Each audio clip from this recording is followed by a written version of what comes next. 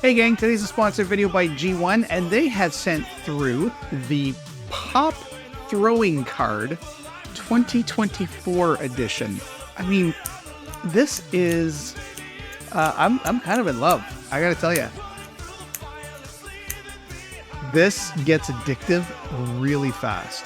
So this version is at GEEONE for $149 for the stainless steel, and you can use the code the Fidget Fix to get 10% off of any item over there. So really, I mean, why not, right? This thing is cool. This thing is fun to hold. I mean, man, I've talked too much. It's the Pop Throwing Card 2024. Let's go.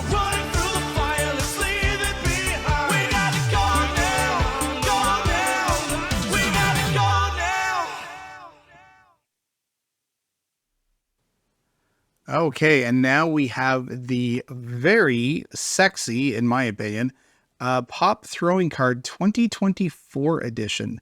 This is stainless steel. I'm not quite sure what this inlay is. I'm guessing it's also just stainless steel.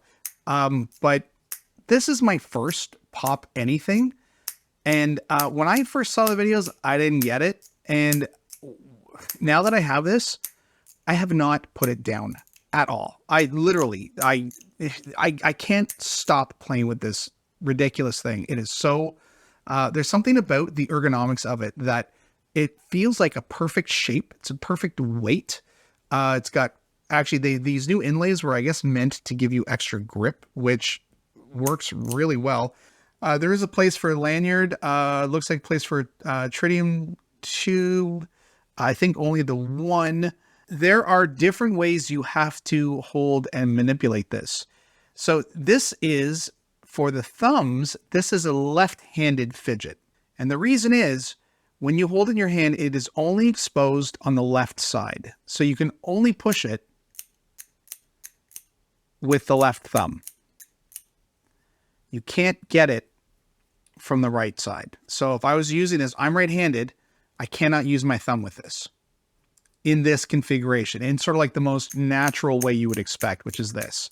Now, that's okay because when I work with my right hand. I have like a tablet and a stylus for graphics, and my left hand is usually free. So this, I've gotten very used to this. But that is important to note that you cannot pop it and flick it with your right hand. It's only the left. So there's a few ways, at least 3 ways, I think, to trigger it or to play with it. So the first is pushing with the thumb, right? The slightest pressure opens it up. If you push it towards the other side, it locks into place when it opens. So if you want to keep playing and flicking with it all day, then you would push on this corner and push, kind of like sliding your thumb over it. So then that prevents it from locking. When you push it outwards, it locks. When you push it inwards, and I only say inwards, in towards this side, it unlocks. So you can just do this all day, or you can kind of do single, or of course, the flick. When I first got this, or when I saw videos, I had no idea how light the flick is, but it is super light. Okay, how do you use it with your right hand? Which is what a lot of us, the way a lot of us will be using it. Well, so you have to, if you're using your thumb, you have to do it in reverse.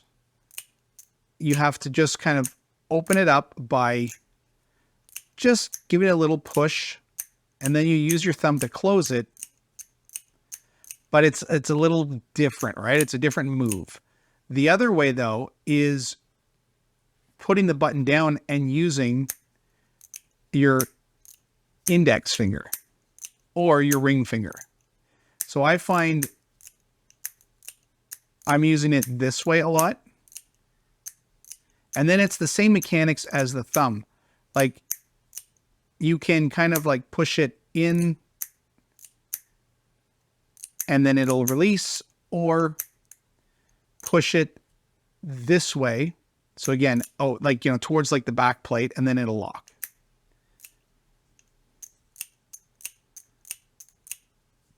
Or obviously just flicking.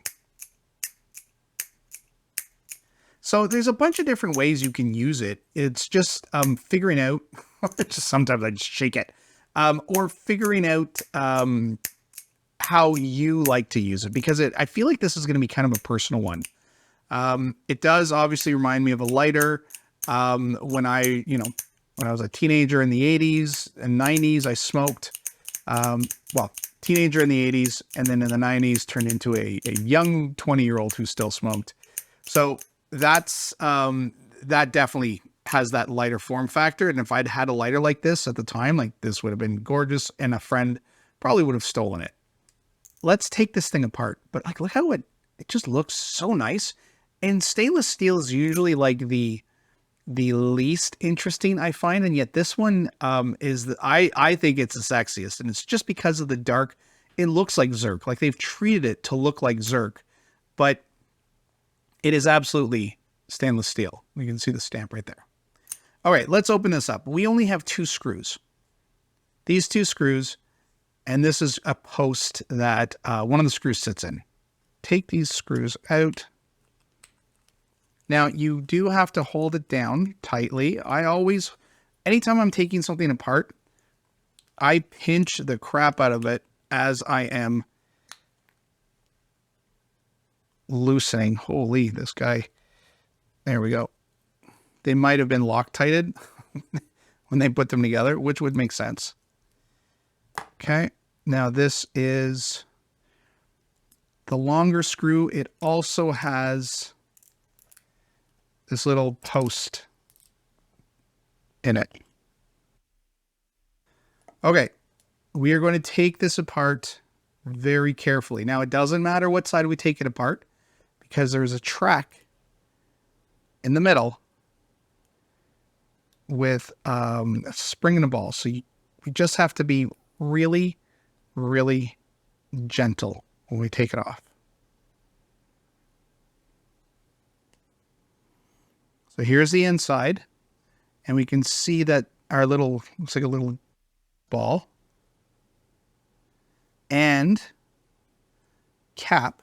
So each ball has a little cap, one of these little brass caps that it sits in. And that cap, I'm going to put this aside for now, put it over here.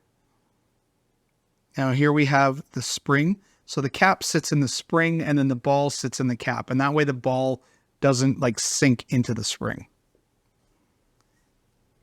So we've got 2 magnets here. That kind of keeps this moving around. Let's take out our spring.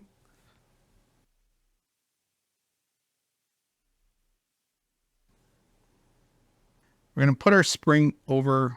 Well, let's put it in there. Okay. Gently lift this up, because there is another ball on the other side, and you are playing with magnets, right, when you're doing this. So there's a bit of like pressure when you try to pull it off, and then of course it releases.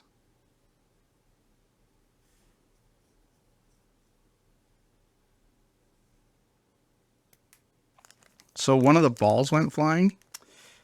So I'm just replacing it, and I'll find it later.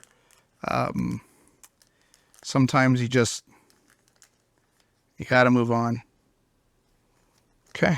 It's a really, really interesting design. All right. So here we go. Now we are going to do this in a bit of a reverse order here, because we want the ball in. And then we're going to get our spring and put the cap inside the spring. And because the ball is in here, now the ball is sitting inside the spring. At least it should be.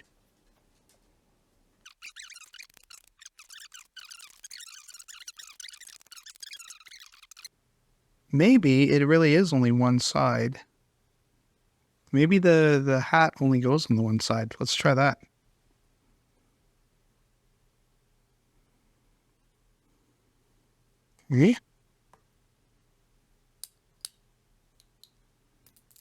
Okay, that's what it is. All right, so the hat only goes on one side.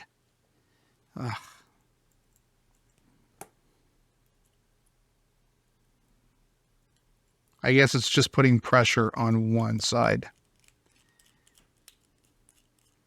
So when I opened it up, I thought I had lost one of those little brass hats, but it's because it was specifically only on one side.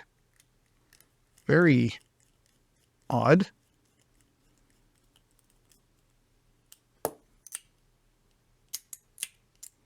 There we go.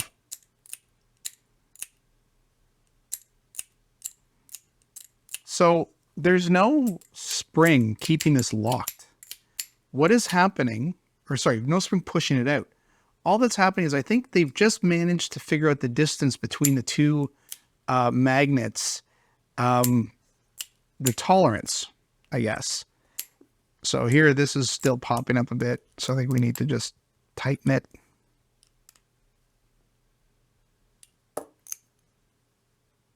Here we go.